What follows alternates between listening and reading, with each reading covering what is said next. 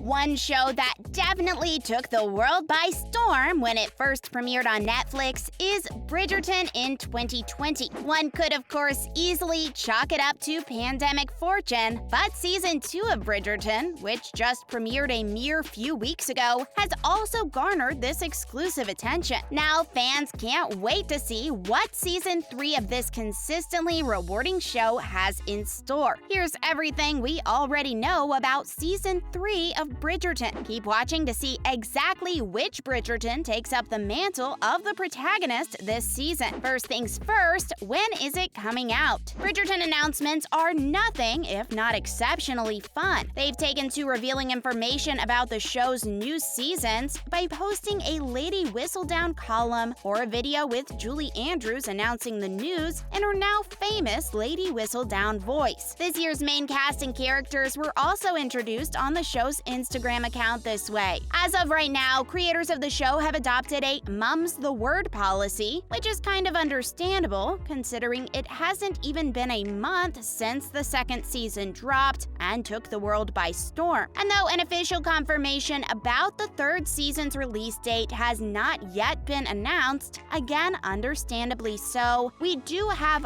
one post to rely on. On April 13th, 2021, the Shondaland Twitter account posted a Lady Whistledown-style announcement. The image in the Twitter post was an imitation of a Lady Whistledown newspaper that succinctly announced that the show had been confirmed to return for a third and a fourth season. But if we were to estimate, given past history and circumstances, we may hear news about when Season 3 may drop sooner than last time. This is because the first season premiered on the 25th of December 2020, and the second season dropped around March 2022. Now, this is a scary big gap, but it's easily explained by the COVID-19 global pandemic. Shooting was delayed for a whole year, and Nicola Coughlan, who plays Penelope Featherington, claimed that the shooting for this third season is set to begin sometime between June and August this year. Next, the cast for Season 3. Who's returning? When Regé-Jean Page did not return as Simon Bassett this season on the show, fans were pretty upset. Some even renounced the show. But of course, that claim did not stick. This is to say, most of Season 1's cast returned for Season 2, so it's a given that the tradition may continue for the next season. While we don't have an official list of the returning cast, we can probably assume the Bridgertons, the title characters, will all be returning alongside consistently important characters like Queen Charlotte, played by Golda Rochevelle, and Adjoa Ando's Lady Danbury. Nicola Coughlan's Penelope will obviously still be a part of the show since she is Lady Whistledown herself. And if Penelope stays on the show, it's very likely that her family, the Featheringtons, too will be a part of the next few seasons, or until their storylines come to fruition. There is, as with each season of the show thus far, an expectation that more cast members will be added the next season based on the next Julia Quinn book the show chooses to adapt from the series. And there are also characters who aren't very likely to return because their arcs ended this season. Theo Sharp or Jack Featherington, for example, are not very likely to return this next season solely because there's no way a story would center around these supporting characters again. Speaking of the protagonist, in a sea of shows hyper-focused on a singular character all the way through, Bridgerton adopted a very interesting strategy that they've borrowed from the novel series they're trying to adapt. Julia Quinn's Bridgerton book series is focused on the romantic endeavors of each of the 8 Bridgerton siblings, with each sibling taking on the role of the protagonist in a book.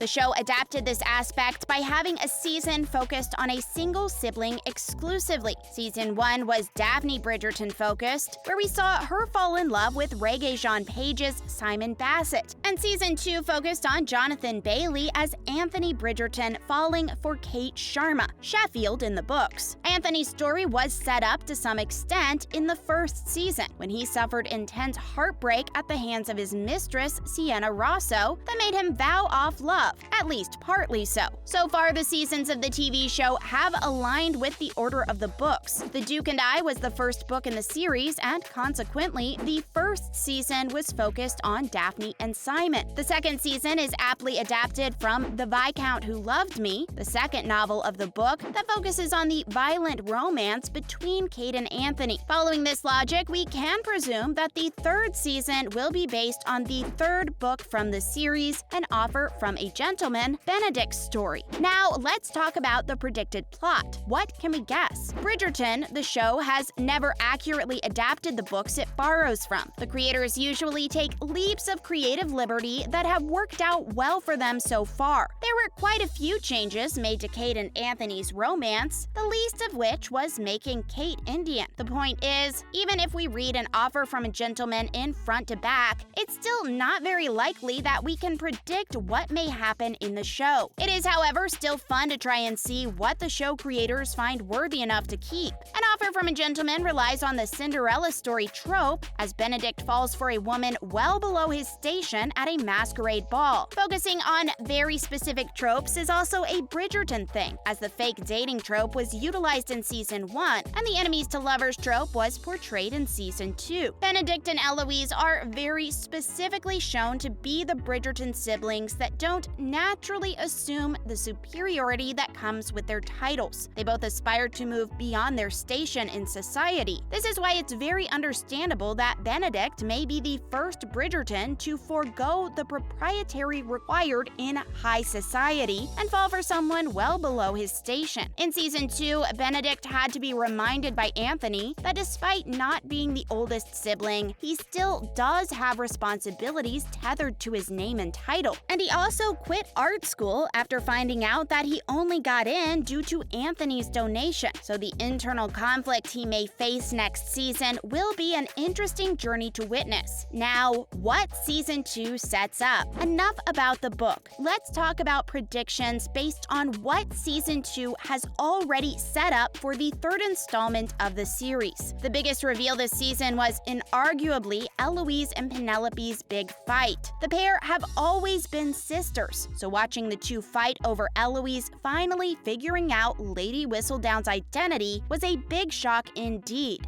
Eloise's general spirit and her finally being out in society also means that we may get more time with her character than before, which can help set up the Eloise-focused season. Maybe Eloise retaliates against Lady Whistledown in her own way, or maybe she finds herself coerced into the life expected of her. Penelope, on the other hand, also devastated by their friendship breakup, chose to pick up her quill once more, now way more unhinged than before, presumably. Our favorite Viscount and Viscountess will probably return in small bits, giving fans their much-needed dose of Canthony. But now that they're happy and in love, chances are that the two will not get as much screen time as before. Another subplot that's been relevant for quite some time has been Queen Charlotte's quest to find Lady Whistledown. Last season, she presumed that Eloise was the culprit, which resulted in Penelope printing awful things about Eloise and the Bridgertons to help her friend and save herself. And it did work as intended, but chances are that Queen Charlotte is back to looking for who Lady Whistledown is. How to watch the show and read the books. If you've never seen Bridgerton, now is as good a time as any to start. The show is available exclusively on Netflix, both seasons 1 and 2. This is because the show is an original Netflix production. If you don't have a Netflix subscription, maybe now's a good time to get one. Season 3 of the show, whenever it's released, will also be released on Netflix. But say you're done with the series. What now? Well, the wait may be long, but the Bridgerton book series has you covered. Since the seasons are always a bit different from the book, reading them feels both like you know the character and don't. In any case, the 9 books, including the prologue about Violet, are available both in print and digital formats all over the world. We presume it will keep you sufficiently busy until the next season finally drops. And that is all for this video. What do you think Bridgerton Season 3 may entail? Let us know your thoughts on Season 2 down below. Thanks for watching! If you enjoyed watching the video, be sure to leave a like and share the video. Subscribe to the channel and turn on notifications by pressing the bell icon to get notified every time we post a new video. And we will see you next time!